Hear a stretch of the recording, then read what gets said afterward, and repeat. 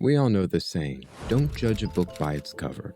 But the pragmatic truth is not that idealistic or simple, because our appearance says so many things about ourselves, if it be the clothing you wear, body modifications you get, or other aesthetic choices. After all, these are conscious decisions you make. Nobody's born with a sleeve full of tattoos, which means they say something about the person in question. You can make sound judgments about a person's appearance based off of heuristic principles. Some might accuse me and say, these are stereotypes. And to that I would say, what's your point if they're true? I'm not in favor of treating a person poorly or rudely because they look a certain way. But it's true a person's appearance can give you an idea of who they are in terms of personality, their values, their political leanings, and other things too. It's important to learn what these things are for one specific reason. There are going to be times in your life where you're not going to have much information about a person, very little. Maybe all you can do is look at them, yet you're going to have to make a value judgment and take action based off of what little you know about that person.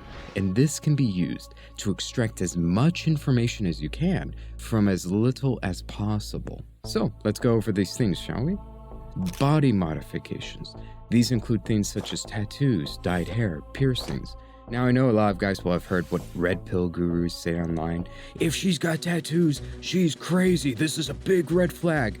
But I say there's a lot more to these things than just that. You can learn so much about this. Also, what I'm about to say is more scientifically substantiated rather than simply what a gym bro told you. But instead of me trying to tell you what these things indicate alone, I want to teach you the concept to give you a better understanding of these things and to better evaluate individuals. What is important is the context, most specifically the culture and family. These two things I just listed may at times indicate higher amounts of openness, creativity, extroversion, and sometimes a lack of impulse control.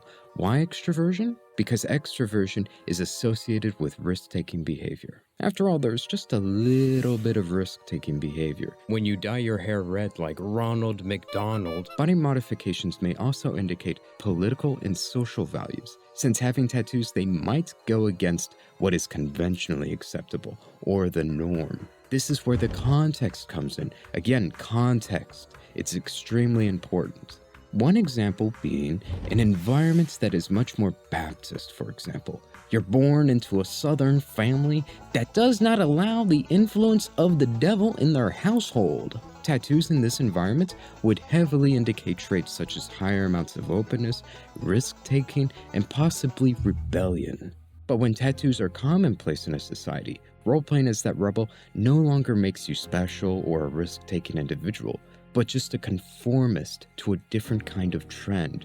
It no longer counts as a creative venture to get tattoos, dyeing your hair, or getting piercings if everybody does it. Also, what can play a factor is the parents. Individuals with parents that have tattoos are more likely to get tattoos themselves. But also, tattoos can signal rebellious behavior if the parents don't have tattoos themselves. So you got to pay attention. What are the social norms? What are the values of the society? Or what's their family like? Are they flowing with them or against them? Another thing I'm sure you didn't know is that individuals with body modifications tend to be more left-wing and progressive. Wow. Who would have known? Truly, I say, a very insightful discovery. We needed a study to prove that. You couldn't have just walked outside. But in recognition of that fact, individuals who are left-wing are more likely to have higher amounts of openness and lower amounts of conscientiousness. So it fits well with exactly what we covered. But on the other hand, I think as time passes on, as more left-wing views become mainstream, we will see a decrease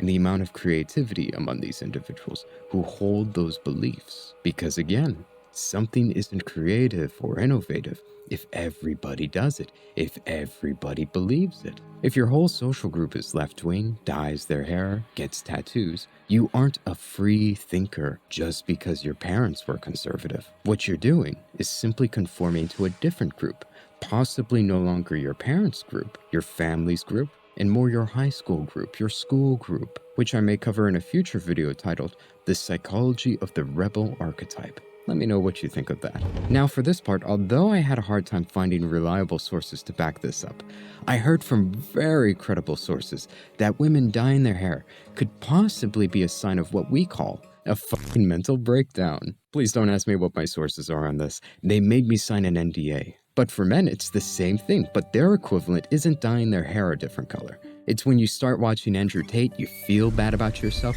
and then you go to shave your head so you feel like a strong old man. Which leads into our next topic, hair. And no, we're not talking about dyed hair again, but we're talking about the lack of hair. This can indicate things about a man, but people really like to oversimplify this a lot and actually kind of pisses me off. They like to say, high testosterone causes your hair to fall out, so it's a masculine trait to go bald. My answer is yesn't. Because yes, testosterone can turn into dihydrotestosterone, which can cause your hair to fall out, but it really is up to genetics. You might ask, Remnant, how do you know this is true? Well, some might call me a seasoned veteran when it comes to this. And by veteran, I mean that's the difficulty God put me on as a man who's 5'5" with a receding hairline and those memes people send me. That's how you're rest assured I know what I'm talking about. But going back to testosterone, it does not cause balding alone because not everybody's androgen receptors that are responsible for hair growth in the beard and hair loss on the scalp are located in the same spots. So if things were just that simple, testosterone causes beard growth and hair loss on the top of your head, then you wouldn't have individuals with perfectly thick beards and hair on the top of their heads. That wouldn't be possible. They wouldn't exist. It's genetic.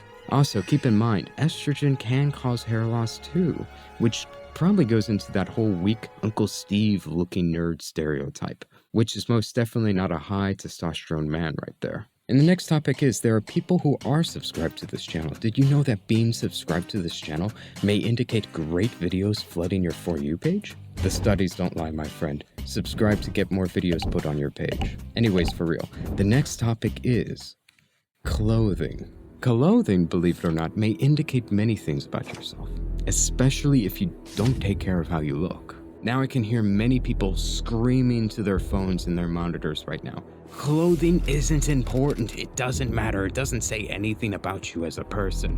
Which is exactly what I wanted to get to. These people who don't really dress that nicely, who don't take care of their looks, don't believe it's important or significant, and many times may not care what other people think about them or their looks, how they appear to other people. Whereas people who put time and effort into their looks, their clothing, the style they have, they know it is important. They know it changes how people treat you, and they want to be treated better, be given a better chance. Which this may or may not be a good thing depending on your situation and the people you want to associate with. But again, it's like the previous point.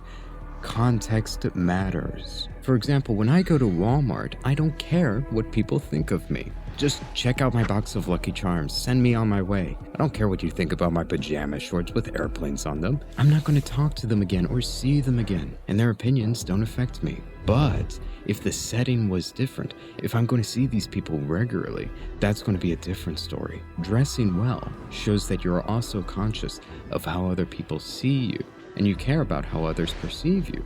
Not taking care of yourself in terms of looks might also indicate laziness, because let's be honest, it takes quite a bit of time and money to take care of your appearance.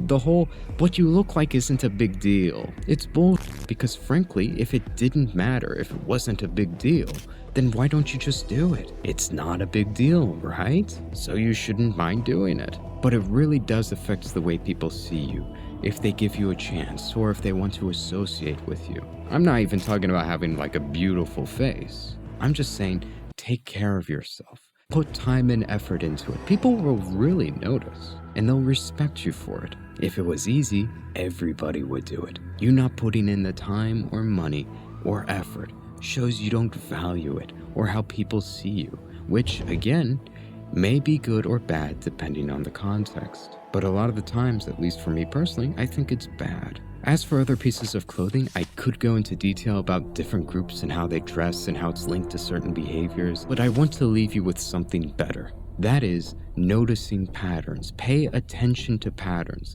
when it comes to people, how they look, how they present themselves, how they behave. For example, chronically online gamers, they have that look to themselves. Their own stereotype is they lack hygiene and they're lacking in social skills. Like, don't get me wrong, I enjoy playing games, but you wouldn't catch me dead saying, Gaming is one of my passions, just like there's a big difference between the people who watch anime and are obsessive weebs. You can smell these people a mile away.